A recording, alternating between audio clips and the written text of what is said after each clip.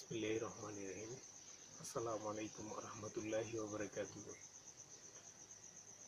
Hello viewers, কেমন আছেন? আপনারা সবাই ভালো আছেন? আলহামদুলিল্লাহ, আমি ভালো আছি। আমি আজকে উপস্থিত হয়েছি আপনাদের কিছু মেসেজ দেওয়ার জন্য, একটু আলোচনা করার জন্য, যেটা খুবই একটা কমন এবং গুরুত্বপূর্ণ বিষয়। সেই বিষয়টা হচ্ছে কথা। আজকের মূল বিষয় হচ্ছে কথা। আমি আলোচনা করব কয়েকটা পয়েন্ট নিয়ে আলোচনা করব এবং পয়েন্ট থাকবে। সেগুলো হচ্ছে কথা। আমরা জন্ম নিয়েছি মায়ের কোল থেকে যাবৎ পর্যন্ত, মৃত্যু পর্যন্ত আমাদের কথা দিয়ে শুরু এবং কথা দিয়ে শেষ হয়ে যাবে। আমরা আমাদের দৈনন্দিন জীবনে কথা বার্তা, প্রয়োজনে আমাদের ইচ্ছা আকাঙ্ক্ষা, মনের ভাব, আবেগ প্রকাশের জন্য আমাদেরকে প্রতিনিয়ত কথা বলতে হয় বিভিন্ন প্রয়োজনে। যে কথাগুলো একটা বিশেষ গুরুত্বপূর্ণ বিষয়। যেভাবে আপনারা কথা বলবেন বা আমাদের কথা বলা উচিত, আমরা দেখা যায় কথা বলতে গেলে আমরা কথা না বলার কারণেই আমরা যেভাবে কথা বলতে হয়, কার সাথে কিভাবে কথা বলতে হবে, কার সাথে কোন কথাটা বলতে হবে, আমরা সাধারণত এই জিনিসগুলোই আমরা অনেক সময় ভুল করে বসি এবং আমাদের গুরুত্বকে আমরা নিজেরাই কমিয়ে ফেলি। আমাদের সমাজে জ্ঞানী গুণী, শিক্ষিত, মূর্খ, শিক্ষিত, অল্প বুঝ, বেশি বুঝ এবং কম বুঝের অনেক মানুষ রয়েছে। একই কথা অনেকে অনেকভাবে নিতে পারে, শুধু তাদের শিক্ষা, জ্ঞান এবং কৌশলের অভাবে। এখানে কিছু কৌশল রয়েছে কথা বলার জন্য। আমি সেগুলো আপনাদের সামনে উপস্থাপন করব। আশা করি আপনারা উপকৃত হবেন যদি এগুলো ফলো করেন। আমি চেষ্টা করি আমি আমার ব্যক্তিগত জীবনে এই টেকনিকগুলো ফলো করার জন্য। কথা বলার জন্য যে বিষয়টা হচ্ছে, প্রথমতই আছে কথা বলার কৌশলটা আসলে ব্যবহার করতে হবে। আমরা কিভাবে কথা বলবো, কি করে আমরা কথা বলি মানুষের সাথে, কথা আমরা কেন বলবো, কেন কথা বলবো। কথা বলার জন্য কমন সেন্স প্রয়োজন রয়েছে। কিভাবে কথা বলবো, সে কথাগুলো বলার জন্য আমাদের একটা সাধারণ হুঁশ, জ্ঞান এবং বুদ্ধিমত্তার প্রয়োজন রয়েছে। কোন কাজটা কখন কিভাবে করতে হবে, কোন কথাটা কখন কার সাথে বলতে হবে, এই যে বিষয়টা, এটা হচ্ছে কমন সেন্স। অ্যাভারেজ আইটেম না হয়ে আমরা কমন সেন্স ব্যবহার করব। কথাটা আসলে সাবলীল, সার্বজনীন এবং গ্রহণযোগ্য কিনা। আমরা এই কথাটাকে ফুটিয়ে তোলার জন্য কমন সেন্সের পাশাপাশি আমরা সুন্দর ভাষার জন্য জবানকে ব্যবহার করব। আমরা যে ভাষায় কথা বলি না কেন, আমাদের জবানটা হবে খুবই সুন্দর ভাষায়। আমরা কখনো গালিগালাজ এবং অশালীন, অমার্জনীয়, ত্রুটিপূর্ণ এবং শ্রুতিহীন কথা না বলে আমরা একটা সাবলীল, প্রাণবন্ত এবং শ্রুতিমধুর কথা বলার চেষ্টা করব সুন্দর ভাষার মাধ্যমে। আমরা যে ভাষাটাই ব্যবহার করব মানুষের সাথে, সে ভাষাটা যেন বোধগম্য হয়।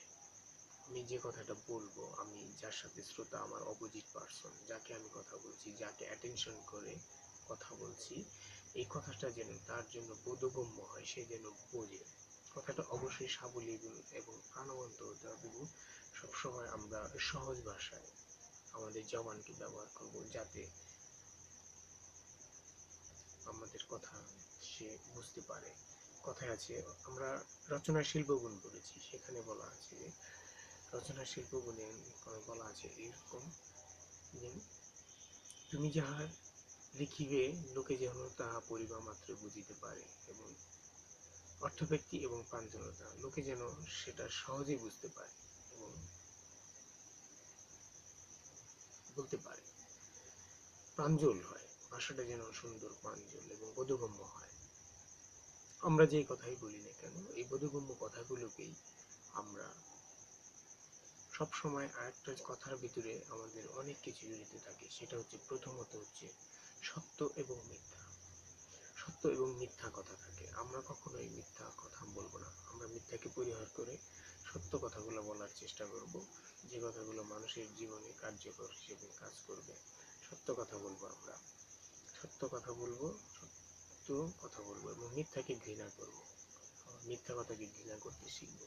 মিথ্যা কথা ঘৃণা করুন। সবসময় আমাদেরকে মিথ্যা থেকে দূরে থাকতে হবে। মিথ্যা বলা মহাপাপ। মিথ্যা বলা মহাপাপ। একটা মিথ্যা ঢাকতে হলে হাজারটা শত মিথ্যা কথা বলতে হয়। সুতরাং আমাদের এই মিথ্যাকে পরিহার করা খুবই জরুরি। আমাদের কথাকে গ্রহণযোগ্য এবং সার্বজনীন মানুষের কাছে এস্টাবলিশ করতে হলে, মানুষের ভিতরে গ্রহণযোগ্য করতে হলে অবশ্যই মিথ্যা পরিহার করতে হবে। সুতরাং মিথ্যাকে ঘৃণা করতে শিখুন। কথা আমরা বলি, অনেক কথাই বলি, বলতে বলতে আমরা কখন হ্যাঁ বলবেন কখন না বলবেন আমরা বলতে পারি না। আমরা যেন তেন একটা কাজে হ্যাঁ বলি, যেন কেন বলে থাকি। যে কাজটা পারবো না সেটাকে হ্যাঁ বলি, যে কাজটা পারবো সেটাকে অনেক সময় না বলি। এতে কি হয়? এতে নিজের আত্মসম্মানের একদিকে যেমন কাজ হয় না, আপনার যাকে বলছেন সে আপনার প্রতি আত্মবিশ্বাস হারিয়ে ফেলে। সেক্ষেত্রে আমরা এই ব্যাপারটা থেকে আমরা সচেতন থাকবো, খুবই সচেতন থাকবো। যে বিষয়টা আমাদের যখন হ্যাঁ বলতে হবে, যেটা আপনার সামর্থ্যের মধ্যে রয়েছে কথা বলবেন, যেটা আপনার সামর্থ্যের মধ্যে রয়েছে সেটাকে হ্যাঁ বলবেন। আর যদি আপনি না পারছেন, এটা আপনার সম্ভব না, স্পষ্টত বলে দিন আমি না বলে দেন। আমরা অনেক সময় দেখা যায় মানুষের মানে মুখের দিক তাকিয়ে অনেক সময় অসম্ভব, যে বিষয়টা আমার জন্য সম্ভব না, যে কমিটমেন্টটা আমার জন্য রক্ষা করা সম্ভব না, সেই কমিটমেন্টটাও আমি হ্যাঁ বলে দিচ্ছি। পরবর্তীতে দেখা যাচ্ছে আলটিমেটলি আমার নিজের ক্ষতি হচ্ছে, আমি ওনার কাজও আমি করে দিতে পারছি না। সেক্ষেত্রে আমাদের মধ্যে একটা ভুল বোঝাবুঝির ব্যাপার রয়েছে। সুতরাং কথা বলতে গেলে কখন হ্যাঁ বলবেন কখন না বলবেন এই বিষয়টা খুবই জরুরি, খুবই জরুরি। কথাকে অর্থবহ এবং অধিক গ্রহণযোগ্য করে গড়ে তুলতে হবে। আমরা যে কথাটাই বলি না কেন, আমাদের কথাটা অবশ্যই অর্থবহ হতে হবে এবং অধিক গ্রহণযোগ্য হবে। আমি এমন কোনো কথা বলবো না যে কথাগুলো মানুষ গ্রহণ করে না, যে কথাগুলো মানুষ বুঝতে পারে না, যে কথাগুলো মানুষ অর্থ বোঝে না। আমার কথাগুলো অর্থবহ হতে হবে, সেটার গ্রহণযোগ্যতা হতে হবে এবং সেখানে তথ্য নির্ভর কথা থাকবে। আমি আবোল তাবোল মন গড়া কোনো কথা বলবো না। সুতরাং কথাকে অর্থবহ এবং অধিক গ্রহণযোগ্য করে তোলার চেষ্টা করতে হবে। আমরা দেখা যায় আমাদের কথাগুলো যখন মানুষের মধ্যে এস্টাবলিশড হচ্ছে না, তখন আমরা নিজেকে অ্যানালাইসিস করি না। নিজেকে যখন অ্যানালাইসিস করব, দেখব যে আমরা বুঝতে পারবো যে আমার কথা কেন সে বুঝে নাই। আমি তো সঠিক কথাটাই বললাম কিন্তু আমার কথাটা সে বুঝে নাই কেন। তখন এখানেই অধিক গ্রহণযোগ্য করতে হবে। কিভাবে? আমার কথাটা অর্থবহ করতে হবে। তো ভিউয়ার্স, কথায় কথায় অনেক কথা হয়, কথা বললে শেষ নাই, কিন্তু আমাদের মূল টপিকটা হচ্ছে কথা। আমরা কথা কেন বলবো? নিরাপদ স্টাইল, কথার স্টাইল ঠিক করে নিন। আমরা যে কথাগুলো বলবো এই কথা একটা স্টাইল থাকবে, ধরন থাকবে, অবশ্যই ধরন থাকবে। সেটা শুদ্ধ উচ্চারণ এবং বাচনভঙ্গি সহ, যেটা মানুষের মধ্যে সবচেয়ে গ্রহণযোগ্য হয়। আপনার স্টাইল থাকতে হবে কথার ভিতরে। আপনি গুরু চান্ডিলী দোষী দুষ্ট হবেন না। সাধু ভাষায় কথা বললে সাধু বলবেন, চলিত বললে চলিতেই, আঞ্চলিক যখন বলবেন তখন আঞ্চলিক ভাষায় ব্যবহার করার চেষ্টা করবেন। কারণ হচ্ছে গুরু চান্ডিলী দোষের ভিতরে যখন কথা ঢুকে যায়, তখন আলটিমেটলি কথাটা মানুষের মধ্যে শ্রুতি মধুরতা হারিয়ে মানুষ বিরক্তির বোধ করে। সুতরাং আপনার কথার একটা নিরাপদ স্টাইল থাকতে হবে। কথার ভিতরে আত্মবিশ্বাস লুকায়িত থাকতে হবে। কথা আমরা অনেকেই বলি, বিভিন্ন সময় বিভিন্ন রকমের বলি, কিন্তু দেখা যায় আমরা কি করি, আমরা আর অপোজিট পার্সন কি বলছে আমরা এই কথাটা শুনতে চাই না। মানুষের ভিতরে একটা নেচার প্রভাব রয়েছে, সেটা হচ্ছে মানুষ শুধু কথা বলতেই চায়। মানুষ শুধু কথা বলতে চায় কিন্তু কেউ কোনো কথা শুনতে চায় না। যেহেতু কথা শুনতে চায় না, যার জন্য অনেক সময় তর্ক বিতর্ক এবং বিভিন্ন রকম প্রবলেম দেখা যায়। সুতরাং আমরা যে বিষয়টা এখানে কথার নিরাপদ স্টাইল ঠিক করা মেইন পয়েন্ট হচ্ছে আগে শ্রোতা হন। আপনার আপনার অপোজিটে আপনি যার সাথে কথা বলছেন সে কি বলছে সে কথাটা আপনি শুনুন। যখন আপনি তার কথা মনোযোগ দিয়ে শুনবেন, তার কথা যখন সে কি বলে সে ভাববে যে আপনি তাকে গুরুত্ব দিচ্ছেন এবং গুরুত্ব দিয়ে তার কথাগুলো শুনছেন। যদিও তার কথাগুলো খুব একটা কার্যকর না, কিন্তু সে ভাববে তার হৃদয়ে আপনার স্থান বৃদ্ধি পাবে। সে ভাববে যে উনি আমাকে অনেক গুরুত্ব দিয়েছে। আর শ্রোতা হলে তাকে বুঝতে পারবেন সে আসলে কোন স্টাইলের, কোন ধরনের, কোন ক্যাটাগরির, কি কথা, কি আবেগ, কি বিষয় জানাতে যাচ্ছে সেটা আপনি বুঝতে পারবেন। সুতরাং কথা বলতে হলে আপনি আগে শ্রোতা হবেন, তারপর আপনি বক্তা, আপনি বলবেন। আগে কথা শুনবেন, তারপরে কথা বলবেন।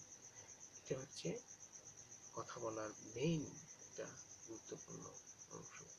আরেকটা বিষয় আছে, কথা বলতে গেলে অনেক সময় আমরা কথায় কথায় বলি দেয়ালেরও কান আছে। আসলে বিষয়টা তা না।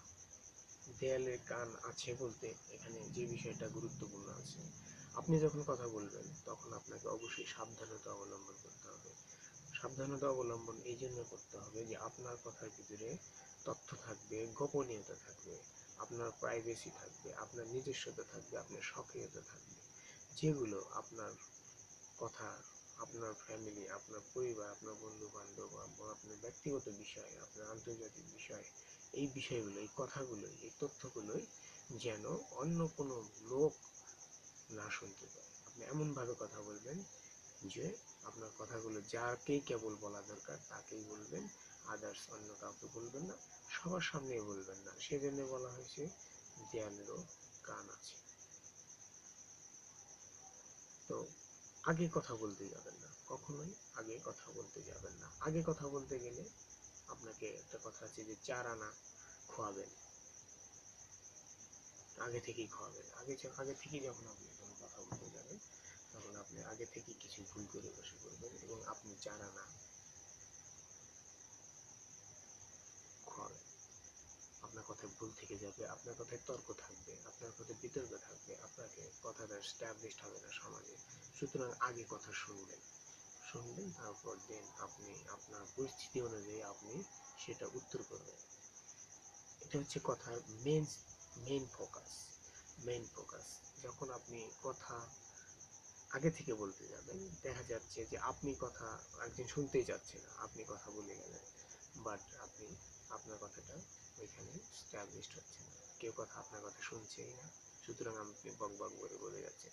তো আপনি কোথাও যাচ্ছেন, সেখানে কি কন্ডিশন, একটু ধীর স্থির হন, তাদের কথা শুনুন। শুনতে শুনতে আস্তে আস্তে যখন দেখবেন যে আপনি তাদের কথা আপনার ভেতরে কিছু মানে উপলব্ধি হয়েছে এবং বুঝতে পেরেছেন, তখন আপনি কথা বলবেন।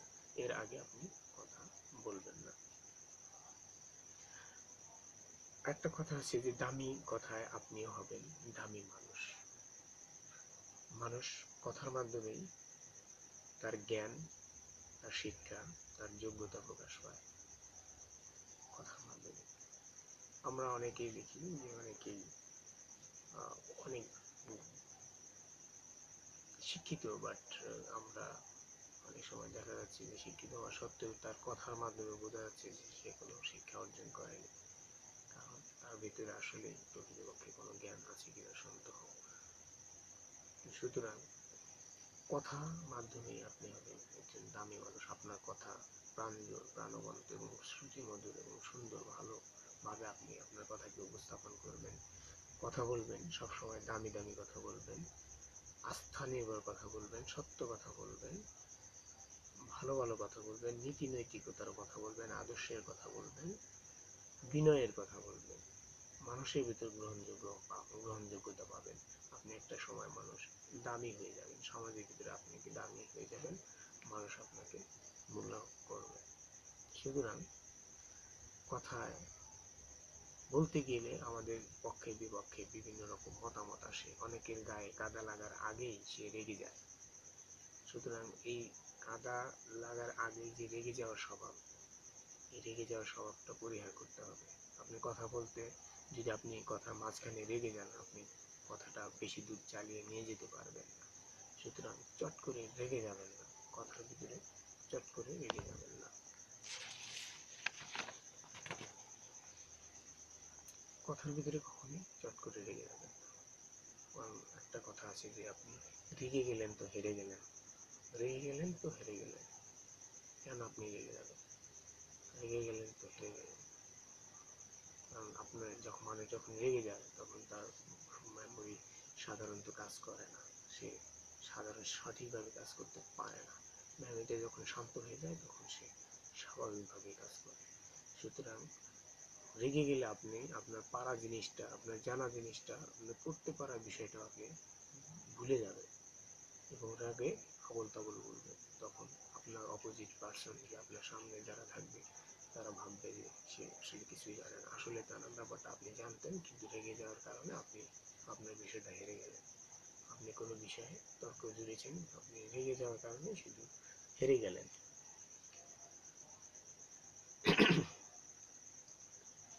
কথা বলতে হলে সেখানে অবশ্যই উদ্যম সৃষ্টিকারী কথা বলুন।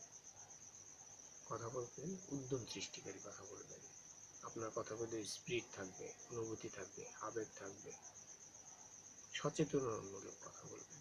আপনি ভিতরে সৃষ্টিকারী, উদ্যম সৃষ্টিকারী কথা থাকবে। কথা সংক্ষেপে করুন।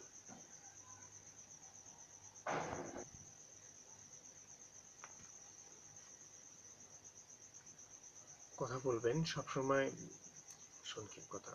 আপনার কথাকে সংক্ষেপ করুন, খুব বর্ণনামূলক বিস্তারিত ডিটেলস বলতে যাবেন না। সংক্ষেপে কথা বলবেন, যে কথার ভিতরে সঠিকতা থাকবে, সারসংক্ষেপ থাকবে, কথার মূল বিষয়বস্তুটা থাকবে।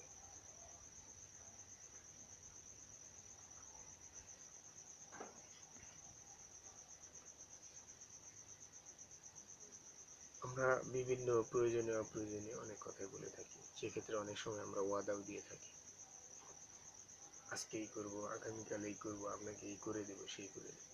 কিন্তু কাজের কাজ, বাস্তবতার ক্ষেত্রে যেটা হয়, আমরা ওয়াদা করি, কমিটমেন্ট করি, সবই করি বটে, কিন্তু দেখা যায় যে আমরা দিন শেষে কি, যাকে প্রতিশ্রুতি দিছি সেই প্রতিশ্রুতিটা আমরা রাখতে পারছি না। প্রতিশ্রুতিটা আমরা আলটিমেটলি বেমালুম ভুলে গেছি। তার কাছে দিন শেষে গিয়ে আমরা একটা অপমান, অপদস্থ সম্মুখীন হই।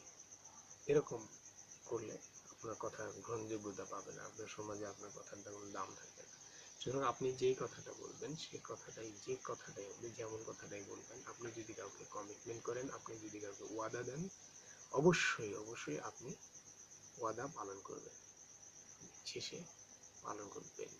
ইন কেস কোনো কারণে আপনার ওয়াদা আপনি পালন করতে পারছেন না, সেটার আপডেট আপনি সাথে সাথে জানিয়ে দিন যে আমার এই সমস্যার কারণে আপনাকে প্রতিশ্রুতি দিয়েছিলাম, আপনার প্রতিশ্রুতি আমি ওয়াদা রক্ষা করতে পারিনি। সুতরাং যদি কাউকে ওয়াদা দিয়ে থাকেন, ওয়াদা রক্ষা করুন।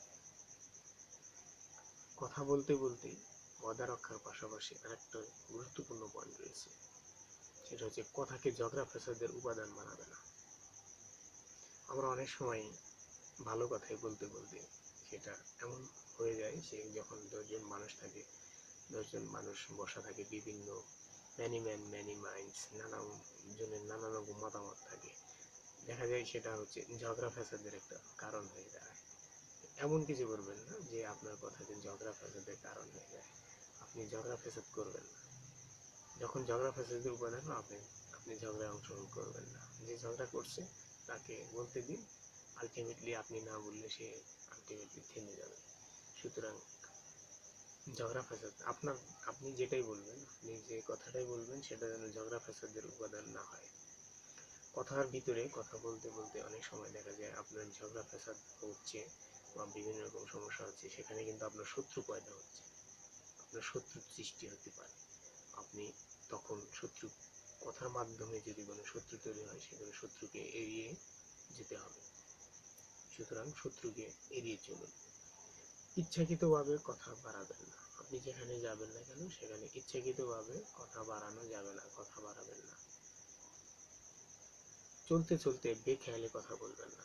রাস্তায় চলছেন, লোকের সঙ্গে আপনার দরকারি কথা বা অদরকারি কথা চলতে চলতে আপনি দরকারি কোনো কথা বলবেন না, ইচ্ছাকৃতভাবে কথা বাড়াবেন না, এবং চলতে চলতে বেখেয়ালে আপনি কথা বলবেন না। আপনার কথার প্রয়োজন থাকলে তাকে অ্যাপয়েন্টমেন্ট দিয়ে বাসায় ডেকে অথবা তাকে কোনো নির্ধারিত জায়গায় ডেকে সেখানে আপনি কথা বলবেন, তাহলে আপনার কথাকে মূল্যায়িত হবে এবং গ্রহণযোগ্য হবে, তার কাছে আপনার কথাগুলো গুরুত্ব পাবে। আপনি যখন কথা বলবেন অবশ্যই বুদ্ধিদীপ্ত ভাষা ইশারাকে বুঝতে শিখুন। কথার ভিতরে অনেক সময় কিছু টপিক থাকে, সেগুলো হচ্ছে বুদ্ধিদীপ্ত ভাষা থাকে। বুদ্ধিদীপ্ত ভাষা আপনাকে বুঝতে হবে। আপনি যখন বুদ্ধিদীপ্ত ইঙ্গিতগুলো না বুঝবেন তখন আপনার আলোচনাটা ব্যর্থতায় পর্যবসিত হবে, আপনি ব্যর্থ হয়ে যাবেন, আপনার আলোচনা বিফলে যাবে। কারণ আপনি এতক্ষণ ধরে যে আলোচনা করছেন, যে কথাগুলো বলছেন, একটা মিটিংয়ে যখন 15-20 জন মানুষ থাকবে, 40 জন, এই 40 জন মানুষের মধ্যে যখন আপনার কোনো টপিক নিয়ে, অবশ্যই কোনো টপিক নিয়ে, মূল বিষয় নিয়ে আলোচনা হবে, কিন্তু আপনি যখন ওইখানে কিছু বুদ্ধিদীপ্ত ইঙ্গিত থাকবে, কথার ভাষা থাকবে, কথার ব্যবহার থাকবে, বিভিন্ন জ্ঞানী গুণী মানুষের কথা থাকবে, আপনি এই বুদ্ধিদীপ্ত ভাষা আছে যেগুলো, আপনাকে এগুলো ইশারায় বুঝতে হবে। এটা কথার মেইন একটা, কথাকে গ্রহণযোগ্য করা, কথাকে নিজের ভিতরে ধারণ করা একটা বড় একটা কৌশল, যেটা আপনি যদি ধারণ করতে পারেন তাহলে আপনি হবেন ওই মিটিং এর মধ্যে সবচেয়ে জ্ঞানী এবং বুদ্ধিমান। কথায় কথায় নিজের দুর্বলতা নিজে প্রকাশ করবেন না। আপনি কারো সঙ্গে কথা বলতেছেন, কথা বলতে বলতে আপনার দুর্বলতা আসছে। কি ধরনের দুর্বলতা? যে আমার এই নেই, আমার অর্থনৈতিক ঘাটতি, আমার টাকা নেই, পয়সা নেই, আমার ক্ষমতা নেই, আমার বাবা গরিব, আমি নিজেই গরিব, বিভিন্ন রকম সমস্যা থাকতে পারে। সুতরাং এই ধরনের কোনো কথা বলবেন না কারো কাছে না, অর্থাৎ নিজের দুর্বলতা আপনি কারো কাছে প্রকাশ করবেন না। নিজের দুর্বলতা প্রকাশ করবেন তো আপনাকে এই দুর্বলতার সুযোগ নিয়ে আপনার শত্রু আপনাকে আঘাত করে বসবে, আপনি তখন আপনার উদ্দেশ্য সফল করতে পারবেন না। সুতরাং নিজের দুর্বলতা কাউকে বলবেন না, নিজের দুর্বলতা প্রকাশ করার কোনো প্রয়োজন নেই। কথা মাধ্যমেই মানুষ অনেক সময় বেমালুম ভুলে যায়, নিজেকে অন্যকে বিশ্বাস করে নিজের গোপন কথাগুলো বলে ফেলে।